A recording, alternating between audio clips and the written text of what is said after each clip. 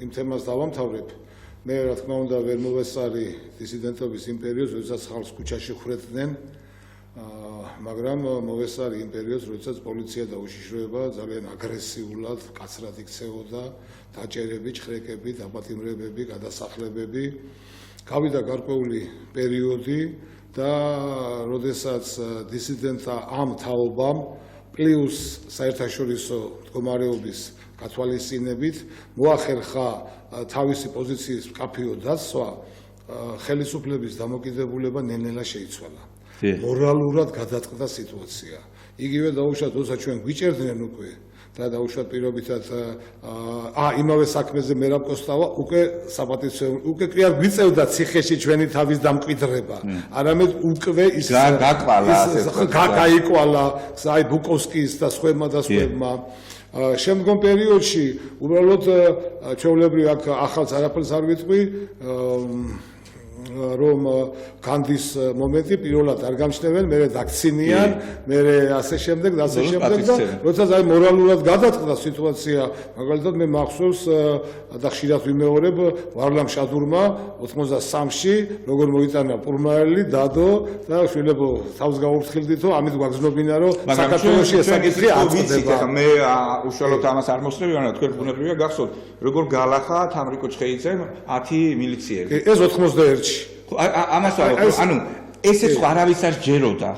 არ ჯეროდა ერთმა თამრიკო ჩხეიძემ, არ ვიცი, კურიოზიც მოხდა, მაგრამ პოლიციელები ამბობდნენ რომ მცემაა. პოლიციელს შერცხვა ქალზე დაედო ხელი, უბრალოდ ნათქვამი ჰქონდა რომ ჩხეიძემ დაგარწყავო და ქალზე ხელი რო დაედო შერცხვა და პატიმართა შორის შეხედა ბიჭი წერეთელი იჯდა და ირაკლის დაადო ხელი და მოსამართლეობა ესო წერეთელია ჩხეიძე არ არისო.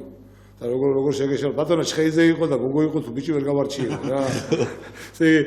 მსგავსი მომენტი, მაგრამ მე გადაწყდა ეს სიტუაცია. შემდეგ დაუშვათ, როდესაც მშობლებს იბარებდა ინაური, უკვე თავისი პირადი მანქანით უშვებდა უკან, უკვე მორალურად გადატეხილმა სიტუაციამ აი ეს მაშინვე დაარწმუნა საზოგადოება, რომ საშიში აღარ არის ქუჩაში გამოსვლა. თუ კი მანამდე ქუჩაში აღარ იჭერენ, აღარ ხვეტენ. უკვე შეიძლება დაგიჭირონ, მაგრამ ერთ კვირაში გამოგიშვებენ და ერთი კვირა საქართველოს დამოუკიდებლობისათვის გაუძლენ.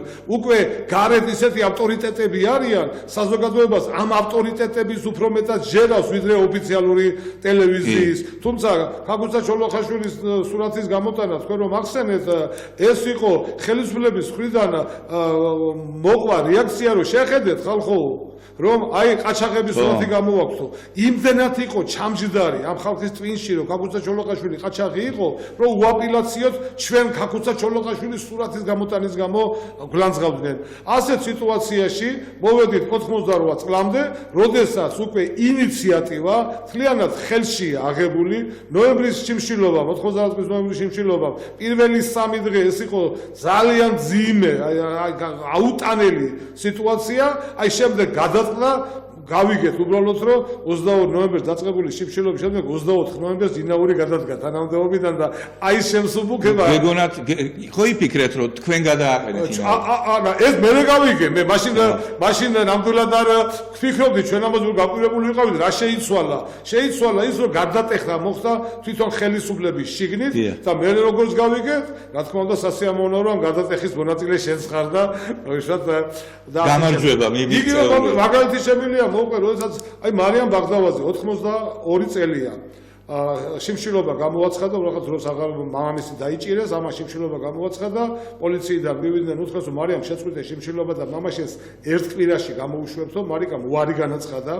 შემდეგ ინაური მოვიდა თვითონ, სახში მოვიდა ინაური მასა და მარიკა ალექსი ვარ ინაური, მე მოვედი რომ დამიჯერო, შენ ახლა შეწყვიტე შიმშილობა და ეგ პროცედურული საკითხებია, პროცესუალური ნორმებია, სასამართლო ახალი გარემოებები და ერთ კვირაში მამაშენ იქნება გარეთო. და მარიამ ბაღდავაძე ეუბნება ალექსი რო ხარ ინაური იმით ვარ გენდობიო. იმდენად ანუ ეს 30-იან წლებში ამას ვერავინ ვერ გამედავდა, გასაგები ამას რა შეიძლება მოყოლოდა მაშინ. შეცვალა სახე ალექსი ინაურს, ჩამოვიდა და მანქანის რაციიდან ურეკავს 100 აბაძიწიო. უკვე მორალურად არის გადატეხილი სიტუაცია. კი, არის რაღაც გარკვეული დაჭერები, დაპატიმრებები და ასე შემდეგ, მაგრამ როცა მორალურად გადაწყდა სიტუაცია, საზოგადოება დაინახა, რომ ისე საშიში აღარ არის ქუჩაში გამოსვლა და თავისუფალ ნებას მისცა გასაქარი და აი სწორედ ამით მოვედი ჩვენ